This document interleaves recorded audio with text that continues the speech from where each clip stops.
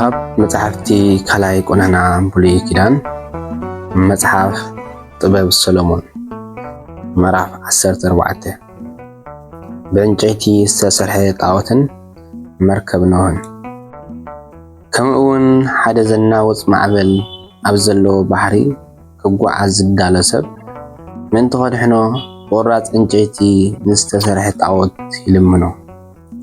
እንተኾነ እቲ ቁራጽ ዕንጨይቲ እቲ ካብታ ጽራታ ዘላ መርከብ እኳ ኣዝዩ ዝነኣሰን ዝሓመቐን እዩ። ሓደ ድሌት ረብሓ ዘለዎ ሰብ ነዛ መርከብ እዚኣ ሰኣላ። ጥበብ ከዓ ኪላ ጽራብ ዕንጨይቲ ኮይና ሰራሓታ። እንተኾነ ኦ ኣቦ ሓለዋኻዩ መዝውራ ወ ብማዕበል ባሕሪ ብድሓን ከም እትሓልፍ እትገብራ ንስኻ ኢኻ። ካብ ዝኾነ ሓደጋ ክተድሕኖም ስለ እትኽእል ክእለት ዘይብሎም ሰባት እኳ ብባሕሪ ይጓዓዙ። እቲ ብጥበብካ ዝፈጠርካዮ ነገር ኣብ ረብሓ ክውዕል ፍቓድካ እዩ። ስለዚ ድማ ሰባት ኣብ ቁራጽ ዕንጨይቲ እምነቶም ኣውዲቖም ንባሕሪ ብጃልባ ተሳጊሮም ብድሓን ናብ ምድሪ ይበጽሑ። መጀመርታ ዘመን እውን እቶም ዕቡያትን ንጉዓትን ሰባት ክጠፍኡ ከለዉ እቲ ተስፋ ዓለም ብኣኻ ተመሪሑ ብኸምዚ ዝበለ ጃልባ እዩ ዝደሓነ። ዓልየት ሰብ ምእንቲ ከይጠፍእ ኣቦ ሓድሽ ወለዶ ኮነ። እታ ጽድቂ ዘምፀት ብዕንጨይቲ ዝተሰርሐት መርከብ ብርኽቲ እያ። እቲ ብኢድ ሰባት ዝተሰርሐ ጣዖት ግና ርጉም እዩ። እቲ ንዕኡ ዝገበረ እውን ከምኡ ነቲ በራሳይ ብኢዱ ዝገበሮ ነገር ኣምላኽ ኢኻ ኢሉ ስለ ዝሰመዮ ርጉም እዩ። ካብ እግዚአብሔር ዝረሓቑ ሰባትን እቲ ንሳቶም ዝሰርሕዎ ጣዖታትን ብኣምላኽ ኣዝዮም ዝተጸልዉ እዮም። እግዚአብሔር ነቲ ዝተገብረ ነገርን ነቲ ዝገበሮ ሰብን ክቖጽዖም እዩ። ስለዚ ኣብ ልዕሊ ጣዖታትን ኣረሚን ህዝብን መቕጻዕቲ ኣምላኽ ክወርድ እዩ። ምኽንያቱ ሽሕ እኳ ኣምላኽ ብዝፈጠሮ ነገር ዝተሰርሑ እንተኾኑ ብዙሓት ዓያሹ ሰባት መጻወድያ ስለ ዝኾኑ ጽያፍ ኮይኖም ተረኺቦም እዮም። መበቆል ጣዖታት ምንዝርና ጣዖታት ምስ ተማዘዩ ዝተጀመረ። ጣዖታት ካብታ ዝተማዙላ ጀሚሮም ንህይወት ወዲ ሰብ ኣባላሸውዎ። ጣዖታት ኩሉ ግዜ ዝነብሩ ኣይኮኑን፣ ንዘለዓለም እውን ኣይነብሩን እዮም።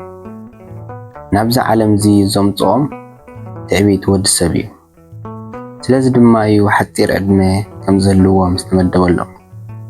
ሓደ እዋን ወዱ ኣብ ዘይግዚኡ ስለ ዝሞተ ኣዝዩ ዝጓሃይ ኣቦ ነበረ።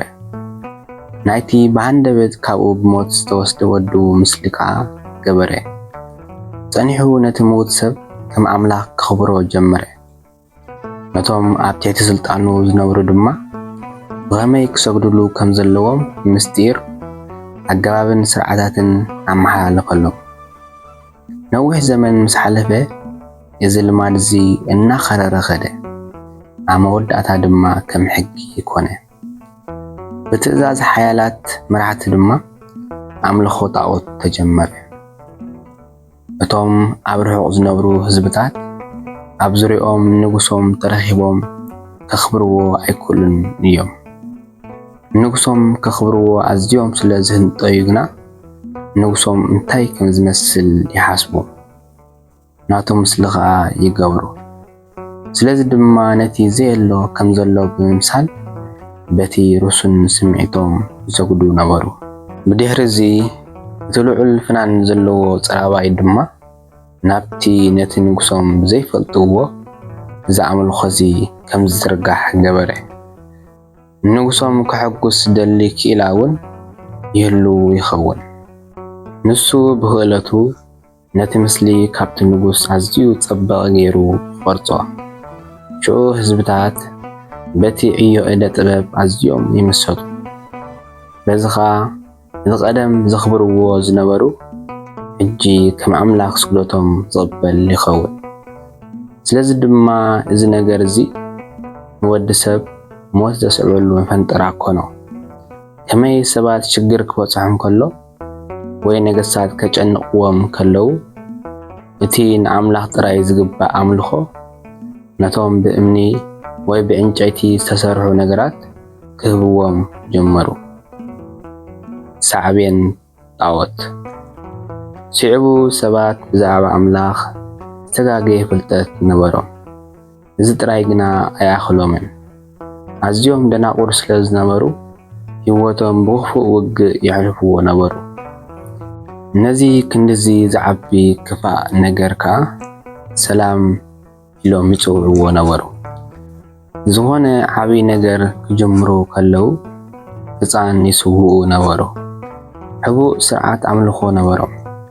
ቀጥዒ ዘይብሉ መስተን ባህርያዊ ዘይኮነ መውስቦ ዓዊ ርክብን ዘሰነዮ እንስሳዊ ስርዓትን የዘውትሩ ነበሩ። ህይወቶም ኮነ መርዖኦም ብንጽህና ኣይሕልውን ነበሩ። ወይ ንሓድሕዶም ብተንኮል ይቃተሉ ወይ ኣንስቲ ሓድሕድ ብምርካስ ይጓሃዩ ነበሩ። ኣብ ኩሉ ደም ምፍሳስን ቅትለትን ስርቅን ቅጥፈትን ብልሽውናን እሙን ዘይምዃንን ናዕብን ሓሶትን ንንጹሓት ሰባት ምክልባትን ሆሳ ዘይምምላስን ባህርያዊ ዘይኮነ መውስቦ ዓዊ ርክብን ሓዳር ምብታንን ዝሙትን መራላዊ ውድቀትን ዓዚዙ ነበረ። እዚ ንምስማዩ እኳ ዘጽልእ ኣምልኾ ጣዖት ናይ ክፉእ ዘበለ ኩሉ መንቀሳቐስን መጀመርታን መወዳእታን እዩ።